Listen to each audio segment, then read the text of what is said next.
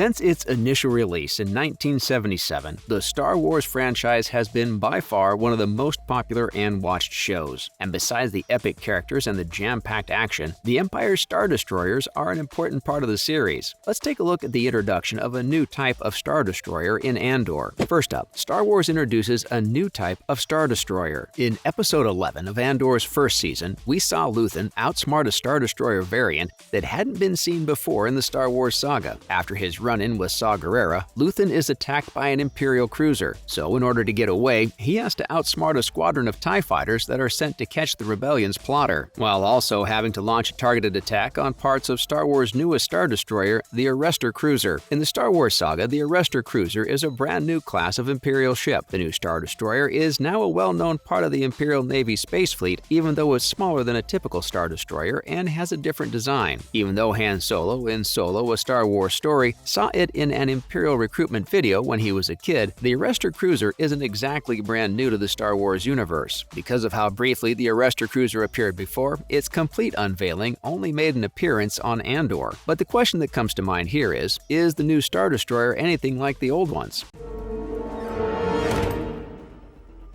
Hello there.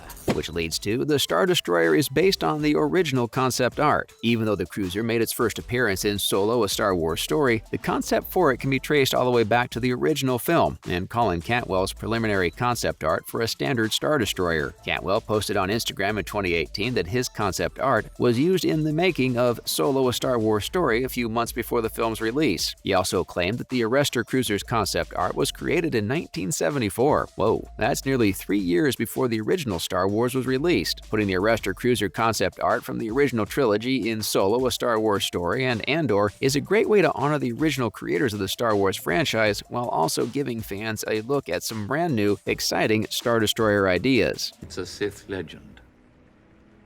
Darth Plagueis was a dark lord of the Sith. Next up, how the Arrestor cruiser compares to other Star Destroyers. Considering the Arrestor cruiser's origin as a Star Destroyer, it'd be interesting to see how it measures up against other starships of its class. Its design seems to be more arrow-like than that of a standard Star Destroyer, which is more like a cone. The arrow's pointy end would be the ship's front section, where a massive satellite dish would be installed. At its base, the arrow-like point is flanked by 2 more satellite dishes. From the outside, an Arrestor cruiser's command deck is much lower and much more compact than that of a Star Destroyer. Episode 11 of Andor also shows how Arrestor cruisers differ from regular Star Destroyers in terms of how they work. The Arrestor cruiser, as the name implies, is a ship used to intercept and inspect suspicious and cargo ships. To do this, it has 3 satellite dishes that can send out tractor beams to keep the ships it's after from leaving. But as shown on Andor, they're much better capture ships than standard Star Destroyers, which are more often used as frontline ships in space warfare and are much better equipped for combat. It's safe to say that we can count on the Star Wars franchise to wow us every single time. Moving on, Death Star Destroyers in Star Wars 9 explained. Before the movie was even released, the trailer itself had fans confused. The D23 trailer had several major plot points, including Sith Rey and her flip saber, the Emperor's ominous voiceover, and the unmistakable breathing of a slain Jedi. But the appearance of a large fleet of Star Destroyers was the one thing that surprised everyone. These famous vessels had appeared in the Star Wars films before, but this new fleet was different because it was designed by the Empire rather than the First Order. The Star Destroyers from The Force Awakens and The Last Jedi of the Resurgent class were sleeker and didn't have the massive control tower in the back. But when it came to the ships as seen in the trailer for Star Wars Episode 9,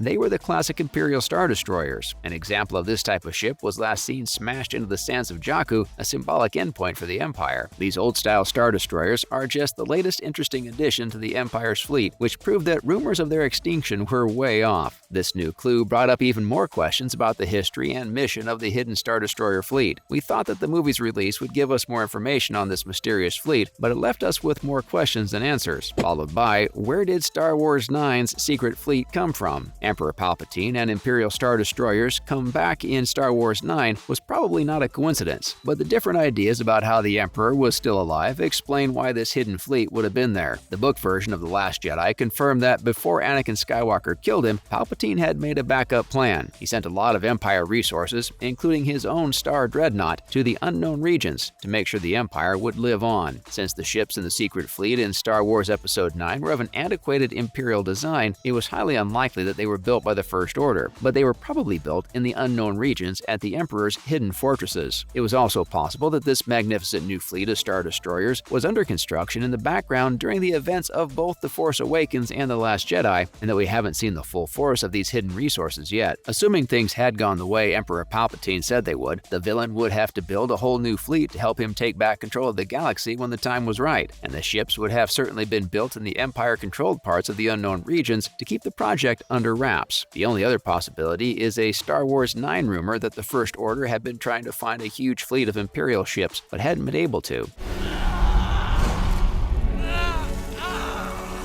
Which brings us to how these Star Destroyers are different. Star Wars Episode 9's hidden fleet of Star Destroyers was a throwback to the original trilogy's design, although they made a few upgrades since then. These upgrades revealed that the hidden fleet wasn't a relic from the past. According to the book Star Wars: The Rise of Skywalker, the Visual Dictionary, these starships are Xiton-class Star Destroyers, also known as the Sith Star Destroyer, a variant of the Imperial-class design. Each of these battleships is equipped with a reactor-fed axial superlaser that can destroy a planet from a far orbit, as witnessed with the destruction of Kijimi. This helps reduce the number of crew members needed to operate the ship. There are some similarities to Death Star technology, but these Star Destroyers are described as having planet-devastating first strike capabilities, which is a separate yet comparable feature. These battleships, like the Death Star, have a flaw, and the Resistance exploited it: the axial superlaser. The Resistance was able to destroy the entire ship by focusing its assault just on that part. As a result of that, the fleet was destroyed before it even left Exegol, regardless of the fact that it was equipped to destroy a planet. The updated Star Destroyers were stunning, but it was disappointing to see that they weren't explored or developed enough in Star Wars: The Rise of Skywalker. Next up, who controlled the secret Star Destroyers in Star Wars 9? Emperor Palpatine came back from the dead in Star Wars 9, as he had some huge plans for a final victory. There were doubts in people's minds that the Emperor would be responsible for this mighty fleet. When the fans finally saw the movie, they got to see him command this new fleet and learn what that plan was. However, there were still questions, especially about how he even managed to get such a huge fleet, but the creation and operation of the fleet were left to the imagination. One answer would be that his followers smuggled parts from the Sinar Jamus and Kuatan Tralla to build the ships. But what about the seemingly unlimited powers? We have the answer in the comics Star Wars: Darth Vader. The comic's main focus is the previously unknown battle between Vader and Palpatine, but it also shows the Emperor working on his Final Order plan. After failing to kill the Emperor, Vader and Ochi go into a temple on Exegol, and during their investigations come across the Final Order fleet. As it turns out, the thing powering the ships was a Kyber crystal mountain. Kyber is a living thing that powers the sabers using just the tiniest shard, and to power the fleet, it must suffer, as Vader puts it. That's a wrap for this video. Do you think the Arrestor Cruiser is as epic as we do? What are your thoughts on Star Wars 9? Let us know in the comments. Make sure to give this video a thumbs up and subscribe to our channel for more videos like this.